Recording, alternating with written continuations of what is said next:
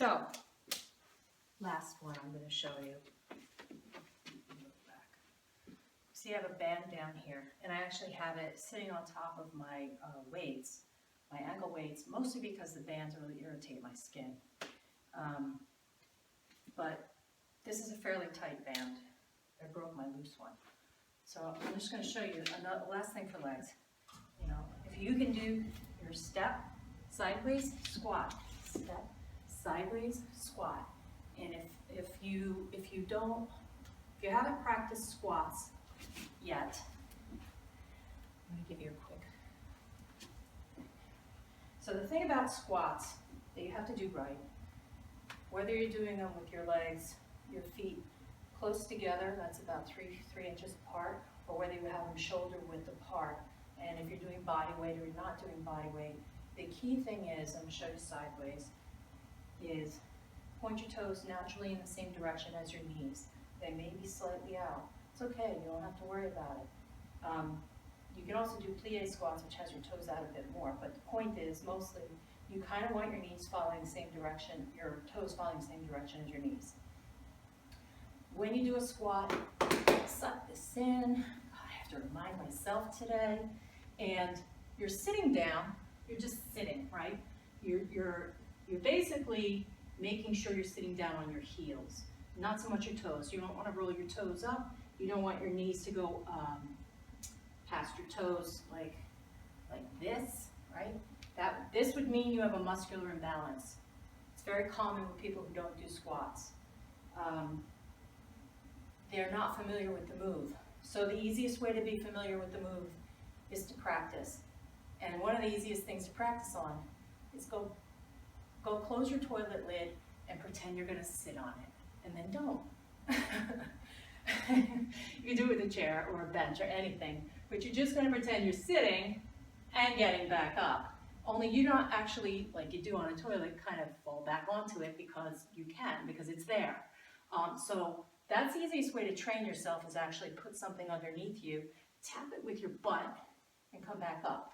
And one of the things I didn't mention, yes, you want to keep this in tight, which again goes all the way around, right? Don't roll that back. We're used to doing this at our desk all the time or in the car.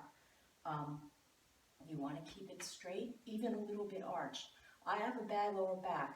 I injured it many years ago doing something stupid in a gym, which involved weights on my spine. Okay, don't be like me. So you're going to sit and you're going to stand. But anyways, I have this band on me. So if I step and I squat, and I step and I squat, no weights, body weight. You can do it with weights. That's fine. You know what happens when you do things with weights? You get rounder muscle. You get hypertrophy. But if you just want to tone, your body weight will be enough to just squat down if you have good knees. If you don't have good knees, doesn't mean you can't do a squat. You need to know what's wrong with you. So I'm not going to, please don't, I'm not misrepresenting myself as a doctor or anyone who's particularly schooled in special cases like that, but it's perfectly fair to use something to steady yourself. So, and I happen to like this kind of stance right here, right? So if you can't balance or you're worried about it, use a pole. Or if you need to steady yourself because say your knees hurt, they hurt at this move, let me just go halfway then, you know? It's fine, start with something. You have to decide whether your knees are the problem because of weak muscles, which maybe is because of being overweight, there's too much load on them, or whether you actually have a structural issue, you know, problems with diminished cartilage or arthritis of some sort, or a mechanical malfunction or a tear.